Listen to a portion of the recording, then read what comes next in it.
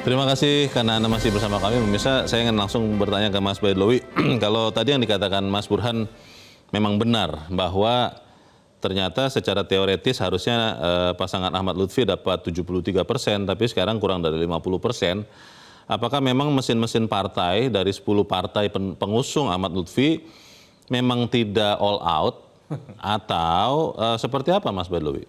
Jadi memang fenomena pilkada langsung itu unik, sama halnya dengan pemilu presiden secara langsung. Apa yang disampaikan Prof. Burhan, adanya split ticket voting itu sudah fenomena lama.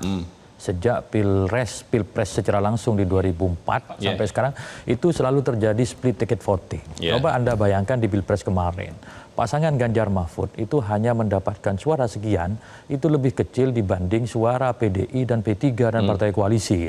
Itu menunjukkan memang dalam pemilihan secara langsung itu magnet figur itu juga menentukan. Bukan berarti partainya tidak bekerja.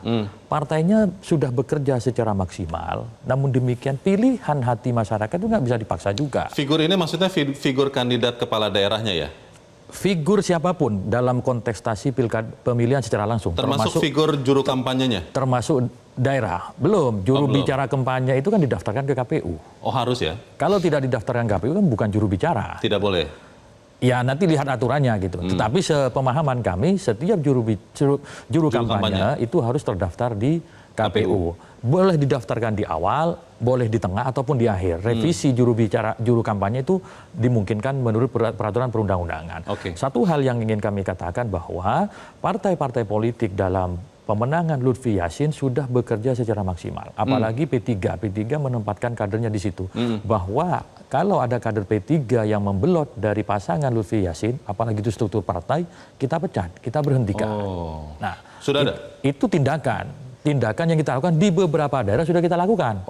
Tapi kalau di Jawa Tengah belum, karena semuanya kita termonitor masih solid gitu. Karena semuanya manut, belum keluar barisan. Nah, sementara partai-partai lain, tentunya teman-teman koalisi kami di tempat lain itu memiliki kewenangan dan juga aturan main sendiri. Saya kira hampir sama lah semua partai politik memiliki aturan main seperti itu. Tapi Mas Baidlawi, tadi yang disinyalir oleh Mas Burhan, kubu Ahmad Lutfi juga mengakui tidak bahwa memang elektabilitas Andika Perkasa perlahan tapi pasti naik terus begitu? Ya, ketika kita buka hasil survei, ya memang naik dan Lutfi juga naik gitu. Oh sama-sama naik? Iya sama-sama naik. Yang turun siapa tuh Mas Burhan? Ya, yang turun ya kan masih ada swing voters, belum menentukan pilihan. Kadang-kadang Leo ini kira-kira gini, swing voters. Saya bertanya. Kalau hari ini swing voters itu mungkin masih tinggi. Tetapi ketika nanti setelah tanggal 27 kan swing voters udah nggak ada lagi. Nah, potret hasil survei selalu kita pantau. Yang pasti di Pilkada Jateng karena hanya 2 paslon, pasti pemenangnya di atas 50. Betul. Kalau pemenangnya di bawah 50 ada masalah ini. Karena kan yang tidak sah nggak dihitung gitu kan. Nggak ada lagi yang namanya swing voters gitu. Betul. Nah, di sisa masa kampanye tentu kami partai-partai politik tidak hanya instrumen partai politiknya tetapi juga dengan turunannya. Turunannya itu apa? Badan-badan otonom, sayap-sayap partai itu selalu dan terus digerakkan untuk bisa memaksimalkan pemenangan Lutfi Yassin. Baik. Mas Theo, ada strategi khusus tidak dari tim Andika Perkasa untuk memanfaatkan momen-momen debat ini? Walaupun tadi di awal kan Mas Burhan mengatakan Jawa Tengah kelihatannya pemilihnya tidak secermat, tidak seberdampak Jakarta misalnya karena pendidikannya mungkin. Tapi ada tidak rencana untuk menggunakan momen debat ini 3 kali rencananya untuk terus mengerek naik elektabilitas Andika Perkasa? Itu pasti, karena ini adalah juga satu buah momen yang tidak boleh terlewatkan. Sekecil apapun momen itu, pasti kita akan manfaatkan sebesar-besarnya untuk menambah elektabilitas dan memilih untuk Andika Hindi.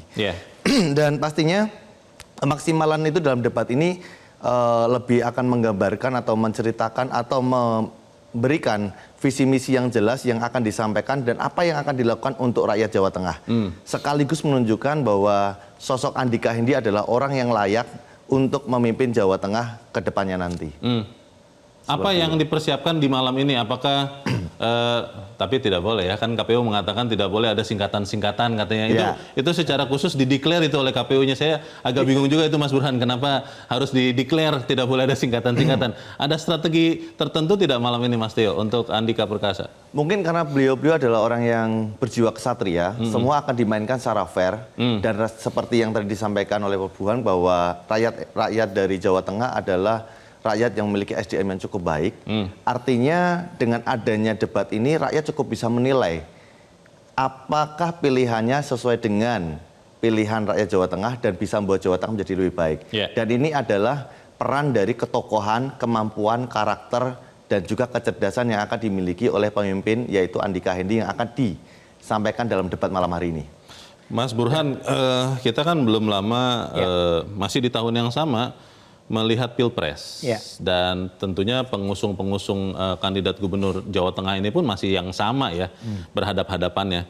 Pertanyaan saya adalah bagaimana kemudian efek dari pertarungan nasional itu kepada Jawa Tengah ini? Apakah dengan pulangnya Pak Jokowi ke Solo setelah selesai menjabat sebagai presiden misalnya, itu akan berdampak kepada salah satu paslon?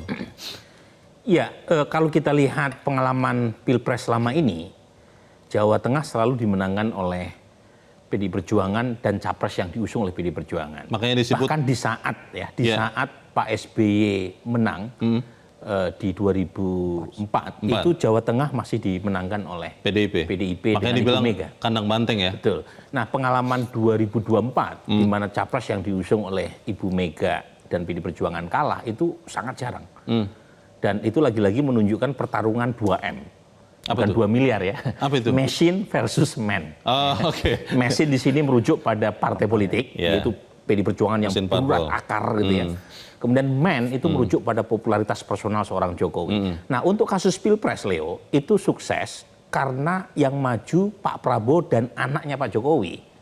Jadi sebelum Gibran dipinang sebagai cawapres Pak Prabowo, itu kan pendukung Pak Jokowi ke Mas Ganjar. Karena memang ada banyak kesamaan antara Ganjar dengan Pak Jokowi ya, dari sisi partai sama, berasal dari Jawa Tengah juga keduanya, kemudian juga keduanya menampilkan personality yang mirip ya, merayat. Tapi ketika anaknya maju sebagai cawapres Pak Prabowo, ya ternyata warga Jawa Tengah kan melihat darah lebih kental daripada air kan.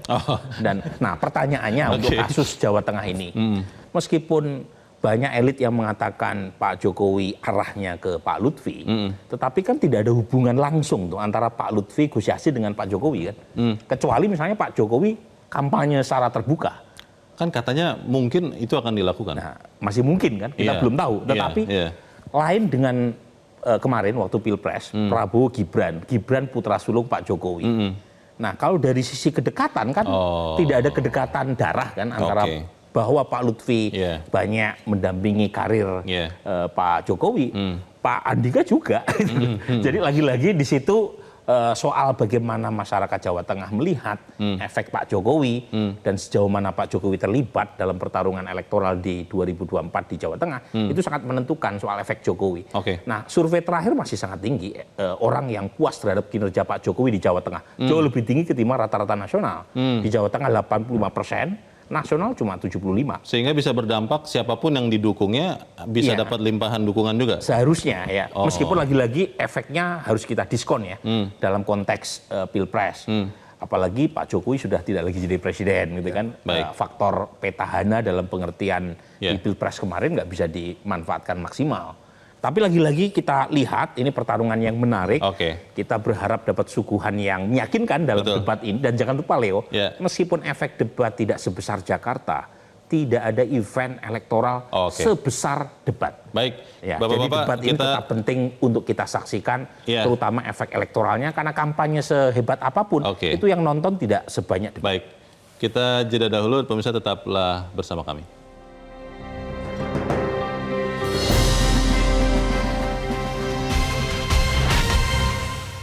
Jelajahi cara baru mendapatkan informasi. Download Metro TV Extend sekarang.